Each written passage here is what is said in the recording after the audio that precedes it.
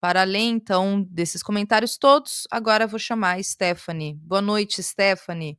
Obrigada por estar aqui com a gente. Ela que está lá em Portugal. Seja bem-vinda mais uma vez aqui. Agora, Noite Brasil com Leandro Fortes. Olá, boa noite, Thalita. Boa noite, Leandro.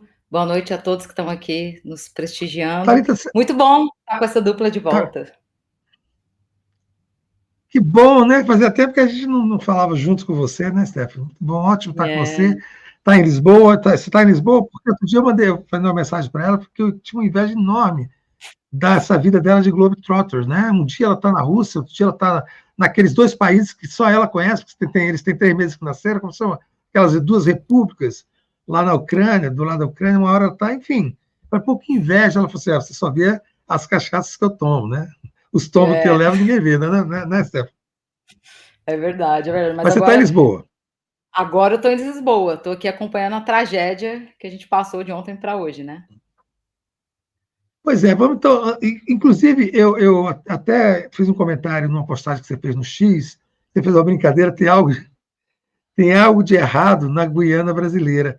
Gente, quem puder dar uma olhada para você ver o nível, quando é uma mulher que faz uma brincadeira dessa, o nível da violência, o nível lá dos portugueses, que ficam putos com essa brincadeira, e o nível é de uma violência, de chama de tudo que vocês imaginarem, Stephanie, assim, uma coisa, sabe, me parece até um perigo real, viu, Stephanie? Eu fico preocupado porque, assim, o ódio ali transborda de tal maneira que é perigoso um cara te procurar, um desses incel aí portugueses, Mas já enlouquecidos. aconteceu, o perigo é real Já mesmo. pessoalmente? Aqui.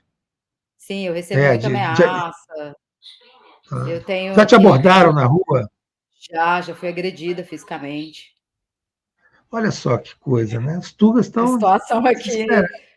não é fácil.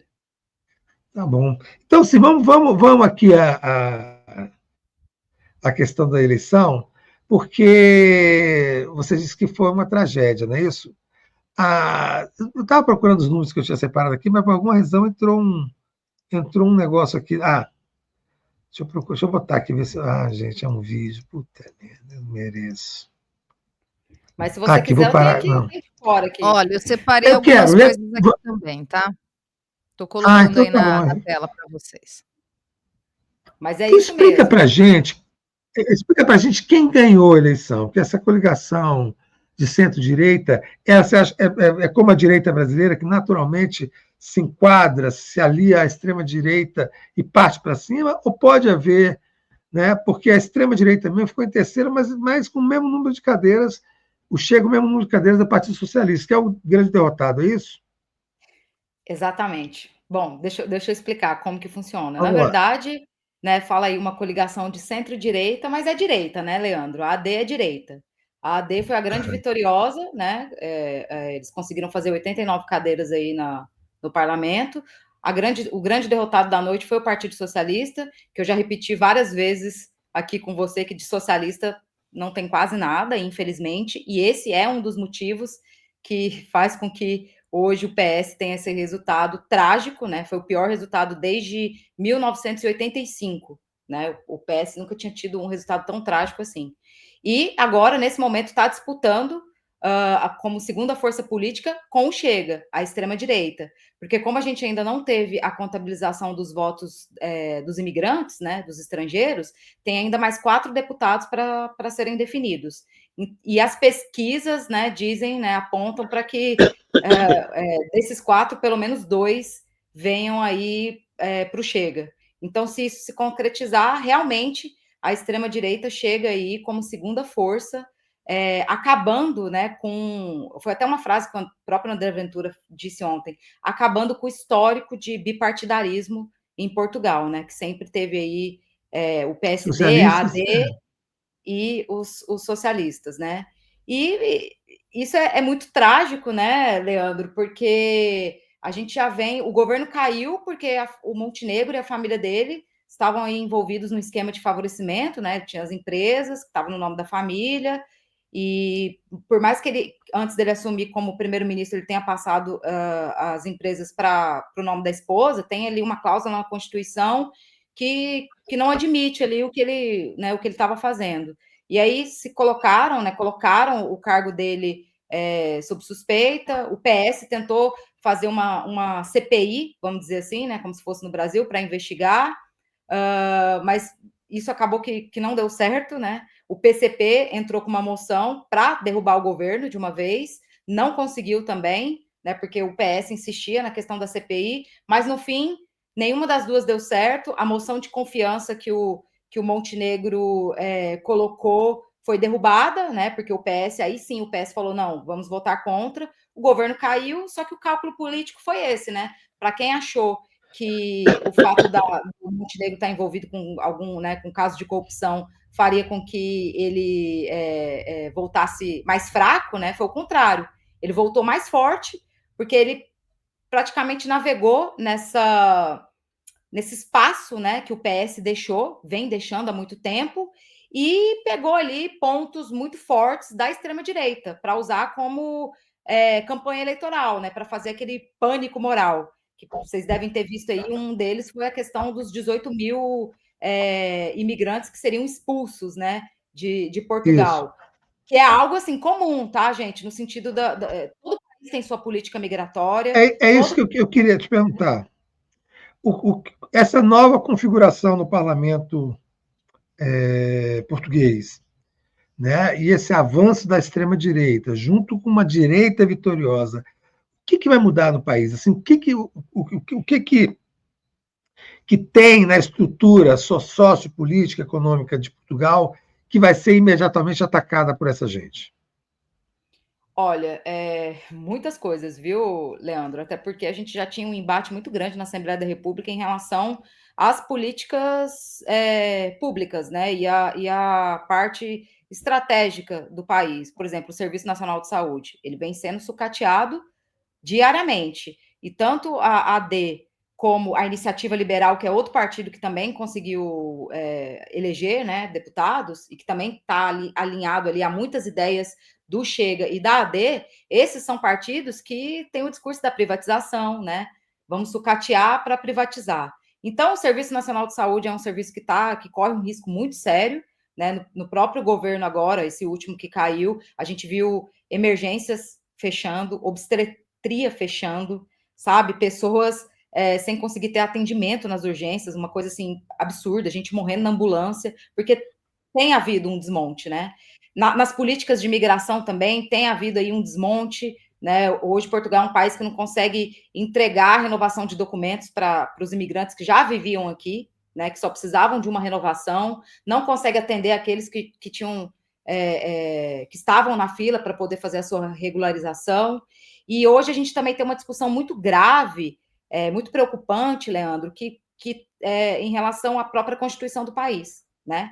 Com esse resultado, a Constituição ela pode ser alterada agora, porque esses três partidos que eu disse, né, a Iniciativa Liberal, a coligação, né, da Aliança Democrática, que é o PSD, e o Chega, eles não são a maioria de direita, né?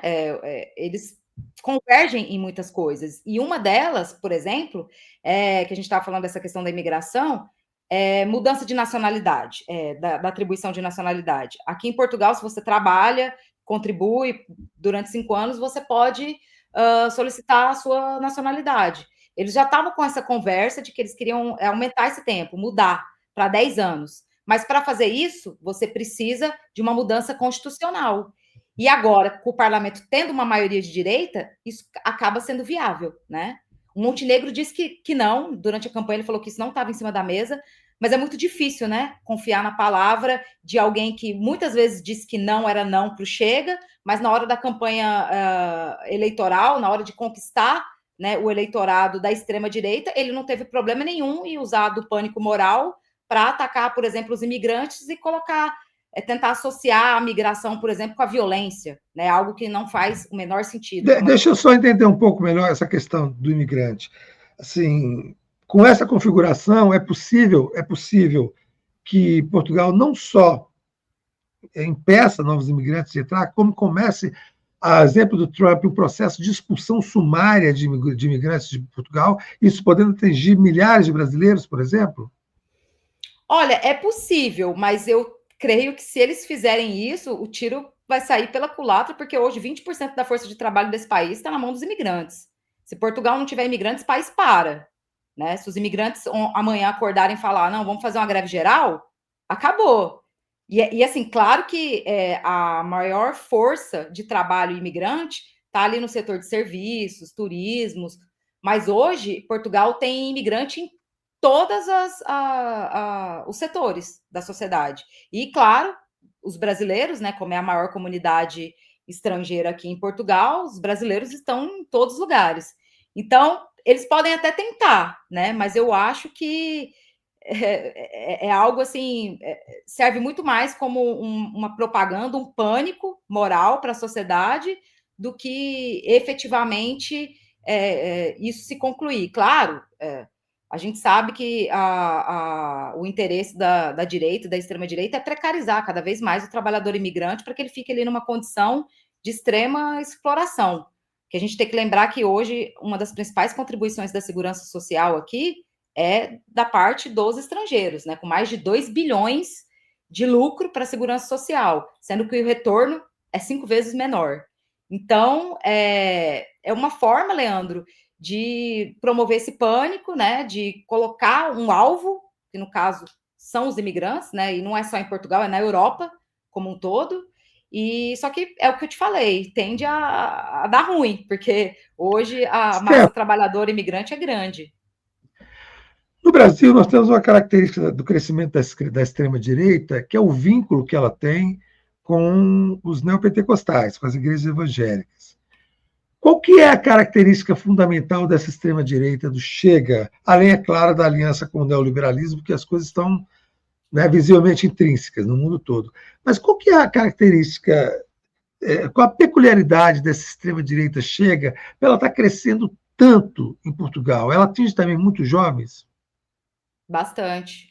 Muitos jovens que estão completamente radicalizados, porque veem a sua vida material cada vez pior e também tentam encontrar a culpa se radicalizando contra as mulheres, por exemplo. Você viu isso? A gente abriu essa live aqui, você dizendo quanto eles atacam as mulheres, né? Quando o ataque em cima de uma mulher é muito mais agressivo.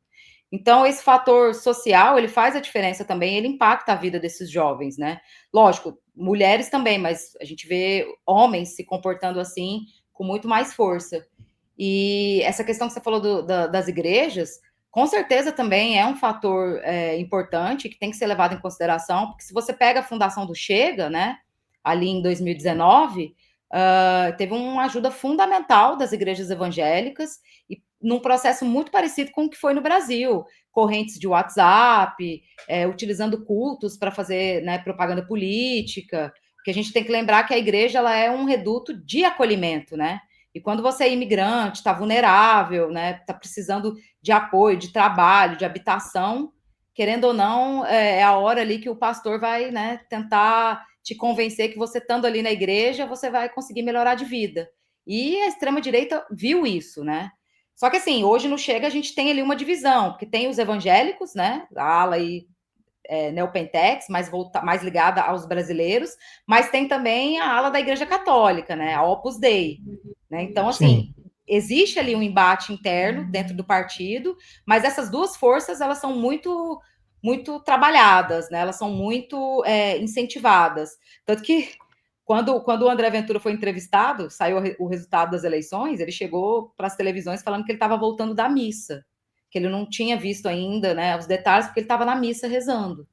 Então, esse é um fator de bastante relevância na construção do Chega. E, assim, você acha que tem uma vibe parecida de Portugal com o que aconteceu na Argentina, nessa relação dos jovens com a extrema-direita, que pode resultar num governo esdrúxulo daqui para frente, inclusive com perigo real para os imigrantes? Ah, com certeza, né, Leandro? Porque, assim, a juventude é aquilo, né? É aquela constatação histórica que a gente faz. Todo mundo que estuda aí movimentos reacionários, neofascistas, né, de extrema-direita, o que eles veem? é uma normalização, né, é uma integração dessas forças políticas nas contradições da sociedade capitalista, né? E o jovem, ele é altamente atingido por isso, né? Hoje, a juventude, ela não tem uma perspectiva, né? Portugal hoje é um dos países com os menores salários da Europa, né? É um país que sofreu muito, 48 anos de ditadura, é até chocante eu falar isso, né? 51 anos depois da Revolução Sim. dos Cravos, a gente tem aí o Chega elegendo 58 deputados, né? Tinha sido 50 anteriormente, agora 58, e ainda pode sair mais. Então, assim, é algo assustador, e isso tem a ver com essa ausência da esquerda, né? E também desse alinhamento da esquerda com cada vez mais com políticas neoliberais, com neoliberalismo, e abandonando as pautas populares, né, as pautas que realmente importam, né, que mudam a vida da classe trabalhadora. É um alinhamento cada vez mais à Pois direita. é, olha só, eu imaginei que talvez a classe trabalhadora em Portugal tivesse uma posição mais poderosa nessa eleição, porque por exemplo, a crise imobiliária, você mesmo já escreveu magnificamente sobre isso. A crise imobiliária em Lisboa criou um processo de gentrificação que tornou inviável as pessoas morarem na capital de tudo tão caro, e isso está se repetindo, porque, de certa forma, Portugal virou um ponto turístico da Europa, né? Assim, um lugar onde as pessoas vão passar férias, verão e tal, e isso está transformando o país num enorme resort. Eu imaginei que a reação, por exemplo, a essa gentrificação de Lisboa, de outras cidades portuguesas, iria gerar votos para a esquerda, votos, né, de revolta contra essa situação. Isso não aconteceu? Isso não aconteceu. Inclusive, eu até queria fazer aqui uma lembrança importante, porque hoje faz 71 anos que a Catarina Eufêmia, que é uma mulher ligada ao PCP, ao Partido Comunista, hoje faz 71 anos que ela foi assassinada, né, com tiro nas costas por um tenente, né, da ditadura, né, do período da ditadura, enquanto ela lutava, né, ela era uma trabalhadora camponesa, ela lutava por direitos, né, lutava porque ela estava com fome na época. E antes dela morrer, ela fala, né? É uma frase até emblemática que ela fala, né? O que eu quero é pão para matar a fome aos meus filhos. Quero paz, tenho fome. E ela tinha 24 anos e ela foi assassinada numa região de Beja, que era historicamente, né? Foi primeiro dos comunistas, aí depois passou ali ter uma influência do PS e hoje o Chega ganhou nessa região, né? Onde a Catarina Eufêmia foi assassinada pela ditadura. Então, assim, realmente é algo assim assustador, né? Porque a esquerda realmente não consegue se comunicar, não consegue chegar nas classes trabalhadoras, na juventude, e mostrar que não é através da política de ódio, não é através dessa divisão, mostrar que, por exemplo, é uma falácia esse negócio de falar que a violência está ligada à imigração, né? É uma falácia achar que através da economia de guerra, por exemplo, Portugal vai conseguir se reerguer, né?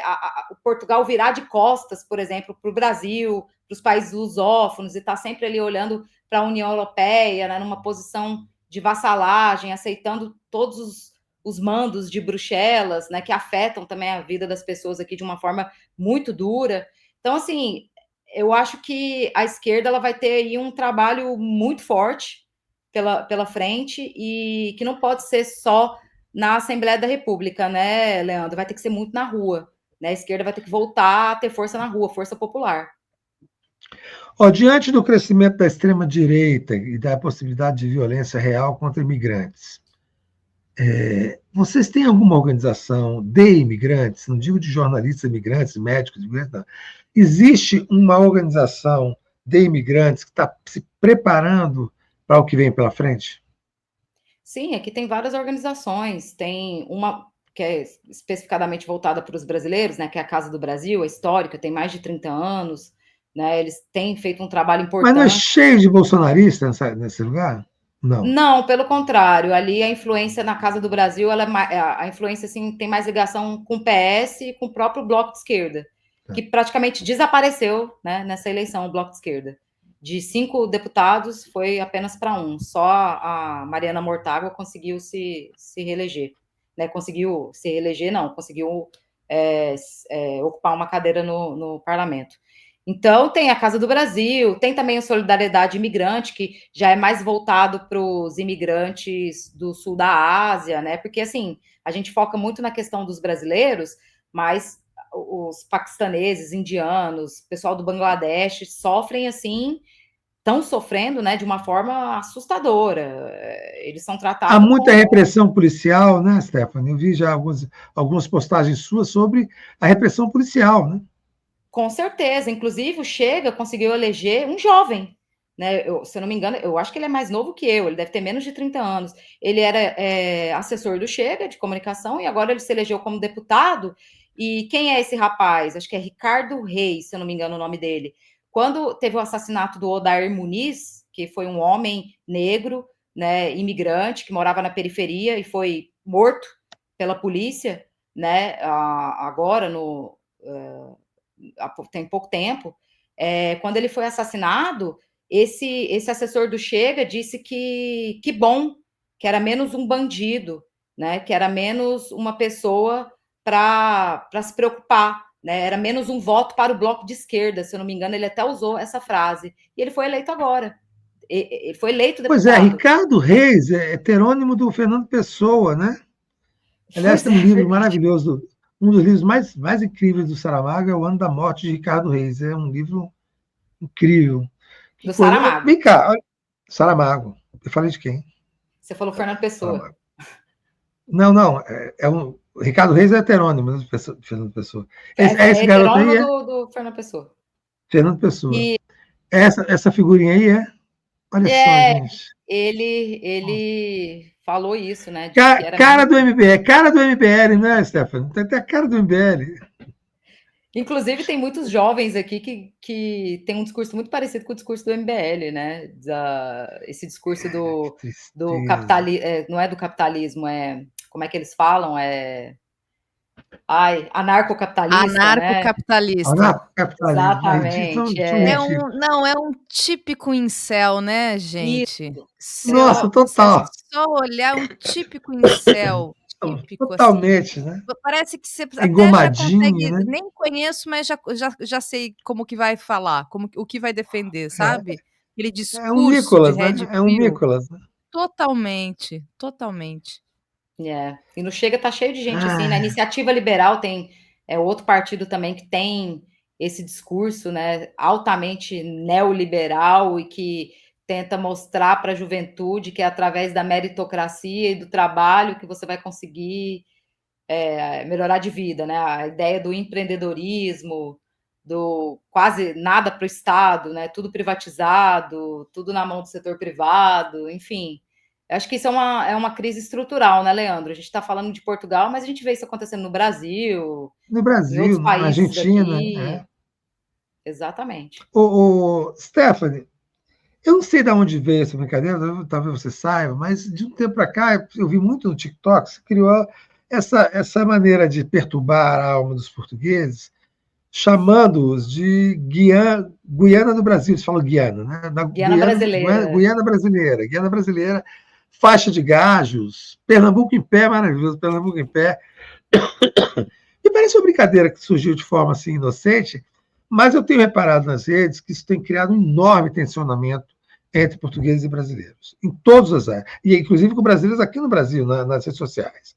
Né? Eu já vi, inclusive, gente entrando nas redes portuguesas, para falar seriamente sobre isso, do desrespeito e tal, e ao mesmo tempo que o chat todo sacaneando as pessoas sem parar.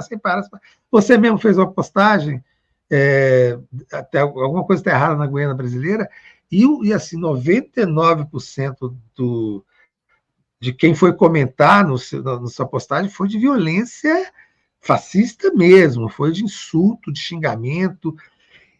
Qual que é a dimensão real desse tensionamento por essa brincadeira? Você sabe onde ela surgiu? E qual que é o problema hoje em relação a ela? Quer dizer, já existe um movimento para parar de brincar com isso, para parar de irritar os portugueses?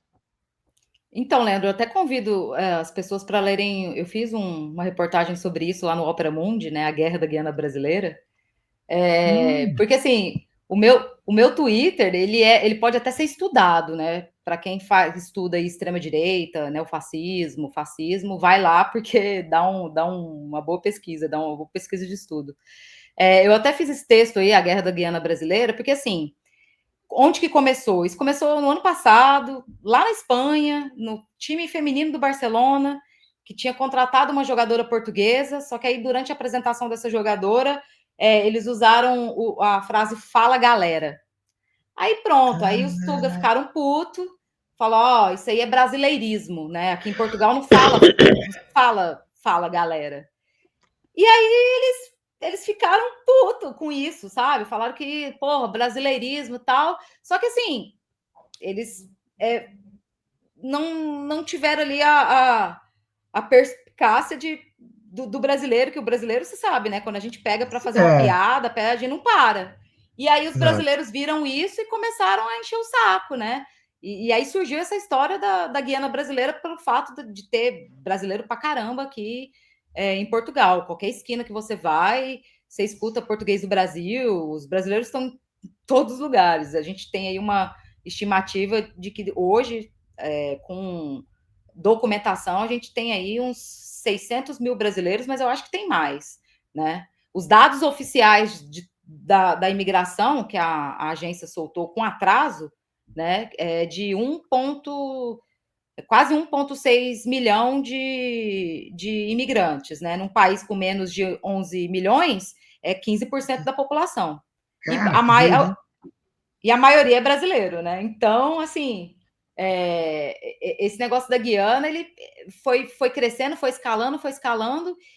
Para nós que estamos aqui, é um pouco mais difícil. Para quem está aí no Brasil, é mais fácil brincar, né? Porque tem essa distância. Agora, para a gente que está aqui, realmente não tem sido muito fácil, porque eles não entendem, eles não têm o nosso bom humor, eles não Não têm a tem, nossa. Eles são amargurados. Stephanie, eu reparei nisso, eles não têm o bom humor que tem o brasileiro, eles são completamente diferentes nesse ponto de vista cultural, mas me parece que essa história da Guiana brasileira, olha lá, ó, é maravilhoso o passaporte, essa história, ela retomou, quer dizer, ela foi um gatilho para eles retomarem o complexo de inferioridade que Portugal sempre teve em relação à Europa, né? Assim, havia sempre uma crítica de que Portugal era uma Europa que não era Europa, um país sem importância nenhuma, um país sem significância nenhuma, um país que não, né? E assim, é só uma impressão, mas assim, de muito do que eu já li, já vi, sempre houve uma espécie de complexo de inferioridade de Portugal em relação à Europa. Eu acho que isso acabou virando um gatilho, quer dizer, porque a Guiana brasileira eles deixam, inclusive, de ser um país, né, para ser um anexo Anexado. do Brasil, né, anexado ao Brasil, como é o Suriname era da Holanda, como a Guiana era da Inglaterra e como a Guiana francesa é da França. Uhum. Então, você não acha que isso pode ter despertado esse gatilho do complexo de inferioridade? Também, com certeza, tem isso, né? O fato de Portugal realmente não ter uma relevância, né, na União Europeia, tanto que, como eu disse no início da nossa conversa, Portugal é subserviente, né? Tem uma postura de vassalagem em relação à União Europeia. E também uma questão da superação do período colonial, Leandro. Até hoje é muito difícil falar sobre isso aqui, muito difícil, sabe? Portugal é um país estruturalmente racista, sim, e que tem uma dificuldade de falar sobre a questão da colonização, porque tem um problema aí no sistema educacional, né? Se eu fiz uma reportagem aqui com um dos líderes, o Santarém, Pedro Santarém, que é um dos líderes da Frente Antirracista, né? Ele é angolano e foi sequestrado pelo exército português, né? No período da Guerra Colonial, né? A família dele foi toda morta, né? Assassinada. E ele faz um relato muito importante de que quando ele vai nas escolas aqui, né, para fazer o trabalho de conscientização, ele fica muito assustado porque os professores às vezes têm mais dúvidas do que os próprios alunos, porque aqui é um tema que não é debatido, sabe? Ah, Aqui é aquela ideia de que a gente descobriu aquela região, fomos lá, levamos a civilização, desenvolvemos o lugar, demos dignidade para aquelas pessoas, levamos Jesus, né, levamos o cristianismo, e eles ainda são ingratos, né, eles ainda acham ruim, Isso.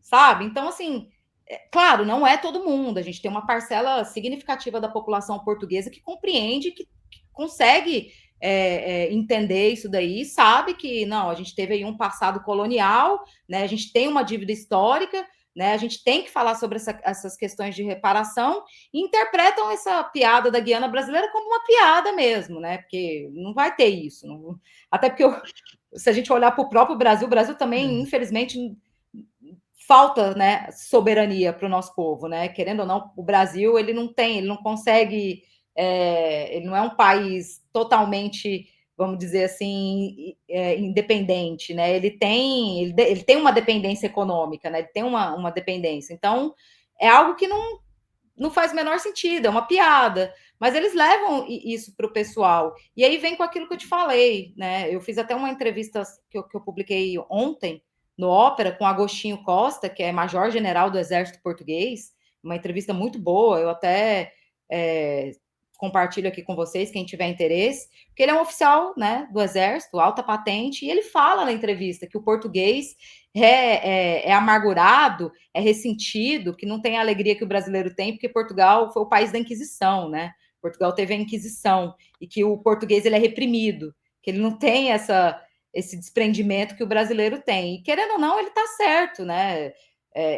Nessa colocação. E ele fala que Portugal é uma ponte para o Brasil. Ele até diz que Portugal é o porta-aviões do Brasil na Europa, que Portugal está para o Brasil como o Reino Unido está para os Estados Unidos, e que Portugal deveria aproveitar isso, deveria olhar mais para essa ligação lusófona com o Brasil, olhar mais para a África, né, para Angola, né, para essa tríade lusófona, olhar para os BRICS, aproveitar que o Brasil está aí em convergência, né, com os BRICS, e tentar mudar esse direcionamento, mudar esse olhar e deixar de ser vassalo de uma União Europeia que só quer saber de explorar Portugal, né? O objetivo deles não é desenvolver o país, não é investir na indústria, né? Não é investir no crescimento em melhores condições para a classe trabalhadora que vive aqui. Eles querem, desde que Portugal continue tendo dias de sol, bons resorts, e seja o quintal dos ricos, né, dos países ricos, para eles virem aqui passarem as férias de verão, tá tudo certo, é isso. Então, assim, tem os portugueses que encaram isso, que sabem disso, que lutam por isso, né? Que lutam por um país soberano, né?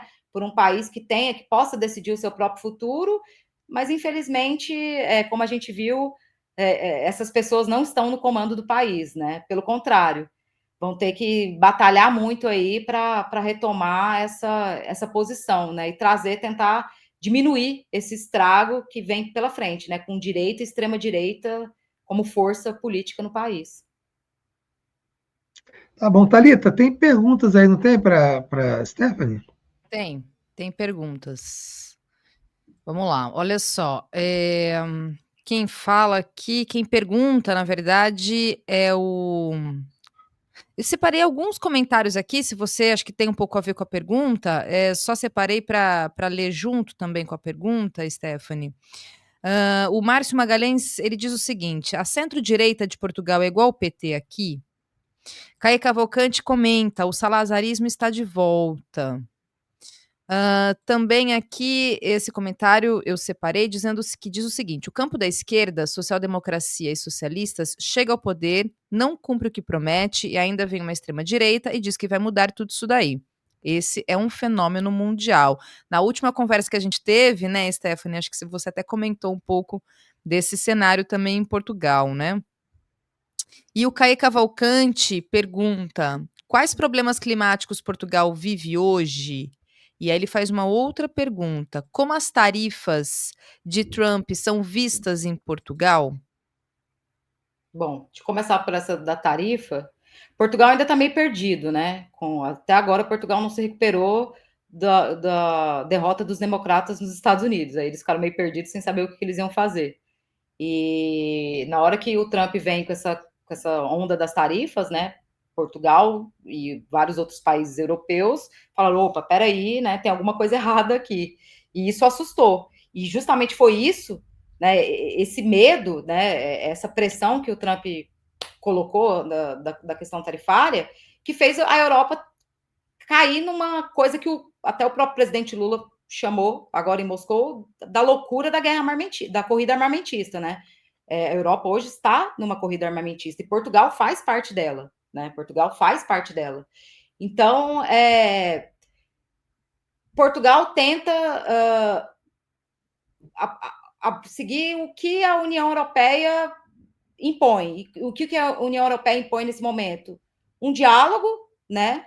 Tirar ali o endurecimento das políticas em relação à China, que inclusive é um dos principais parceiros comerciais da União Europeia hoje, né? Tentar não ter uma política tão endurecida com a China como estava tendo antes, quando a gente tinha o governo Biden nos Estados Unidos, e tentando negociar para que o impacto das tarifas não seja pior do que eles imaginavam. Mas, assim, ainda não tem como definir, né? Portugal ainda está meio perdido nesse quesito e seguindo aí essa ideia mais da União Europeia, né? De querer transformar a economia numa economia de guerra, né?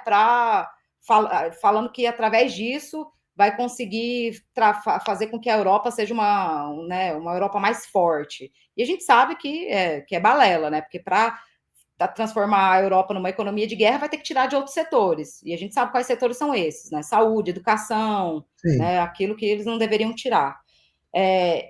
Qual que era a outra em relação ele A falou outra do. pergunta é sobre os problemas climáticos. Problemas climáticos que Portugal vive hoje.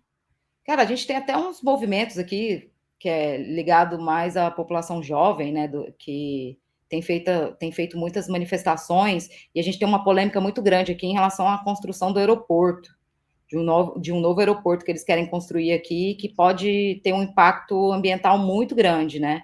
Querendo ou não, é um aeroporto para quê? Para atender a Turismo, demanda né? turística, né? Não é porque realmente está preocupado com desenvolvimento, gerar emprego, enfim. É para atender uma demanda turística, mas sem pensar nas consequências, né? No que isso pode trazer. Só que hoje, quem luta aqui pela questão do clima é praticamente tratado como terrorista, gente. Tá? O nível é esse. Tanto que o próprio Montenegro no ano passado, teve uma manifestação dessa organização, se não me chama, é Climax, que um rapaz jogou tinta verde na cara do Montenegro. Deve ter saído aí no Brasil. Ele estava discursando, aí veio um rapaz e jogou tinta verde porque ele estava numa palestra fechando mais uma tentativa de privatizar algo importante, né? De entregar na mão dos privados. E aí tinha toda essa movimentação e esse rapaz jogou tinta verde na cara do Montenegro. E assim, é muito louco, né? Porque a gente estava falando da ascensão da extrema-direita, das ameaças, dos grupos neonazistas, né? De toda a violência verbal e física que a gente sofre aqui, e dificilmente há punição, né? Aqui você pode fazer apologia ao nazismo não é crime, né? Você pode fazer saudação nazista que nada acontece, né? Você pode fazer um discurso altamente xenófobo e racista que pouca coisa vai acontecer, mas se você joga uma tinta na cara do primeiro-ministro porque você é um jovem que está preocupado com o futuro, né? Que está preocupado com o clima, você é logo tratado como um criminoso e o Ministério Público agiu muito rápido, né? O Ministério Público agiu rapidamente e pediu a condenação, uma indenização para esse jovem. Então, é aquilo. Se eu puder resumir, hoje quem fala sobre a questão climática aqui em Portugal, né, que olha, por exemplo, para a questão da pesca também, que é algo grave, a subida do oceano, né, que pode engolir algumas cidades portuguesas, né, ali na costa. Quem tenta tocar nesses temas não é levado a sério, tem pouco espaço, né, tem pouca visibilidade, e no fim acaba sendo tratado até como criminoso, como terrorista. Bom, e aí Tem mais, só Thalita? um último comentário aqui do Roberto Udiá, que diz: "Os portugueses não são mal-humorados. O problema é que eles não entendem nossas piadas. Fiz um teste com o inglês contando a mesma piada e ele riu". Pode ser, né? Pode ser uma. Nesse caso, é pior do que não ser mal-humorado, né? Pode Tem essa Eu coisa ser. prefiro falar que eles são de serem mal-humorados. tem essa coisa de serem Burros, né? literais demais, né, tem a enfim, É, um pouco exato. dessa Muito, muito literais, muito repetitivos. Um português, quando ele vai te pedir desculpa, ele pede desculpa umas 4, 5 vezes. É impressionante. Não é, uma só não basta, eles pedem várias vezes, né? Acho que não sei, é deles, né, gente? Enfim. é. Tá bom. Então está, opa. Leandro, eu acho que teve uma pergunta que agora eu lembrei que é importante eu falar Ah, antes da gente terminar, claro. acho que foi sobre o PS, né? O papel do PS, gente, é um papel assim triste, né? Se a gente lembrar, o Chega foi fundado em 2019, né? Era governo PS. E o Chega, a justiça portuguesa, no governo do PS, permitiu que esse partido fascista fosse criado. Porque se você for olhar constitucionalmente falando, o Chega não deveria nem existir. E a PGR aqui sentou em cima dos vários processos, né, que advogados entraram para falar, ó, esse partido aqui ele não pode ser aceito, é um partido anticonstitucional.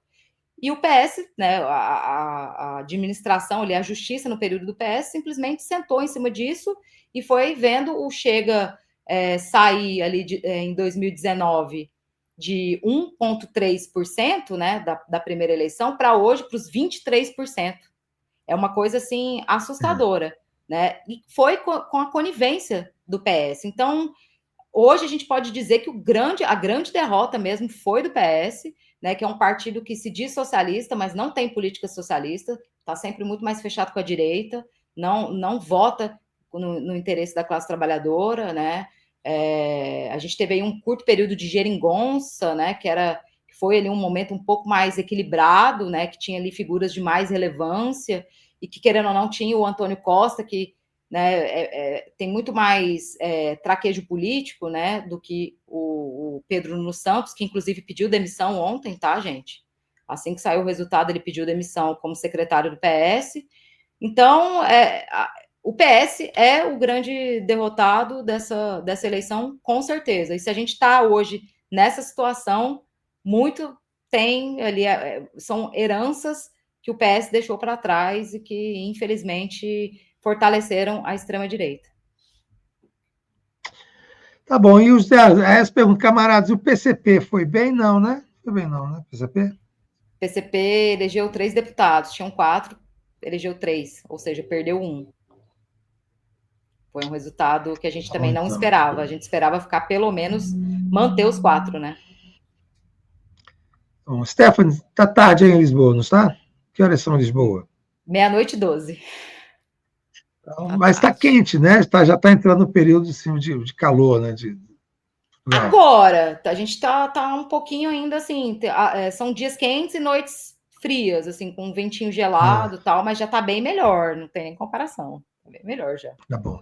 Então, boa noite para você. Mais uma vez, obrigado. Eu sei que, além de tudo, você tem que entrar madrugada dentro para falar com a gente de noite. Então, muito obrigado.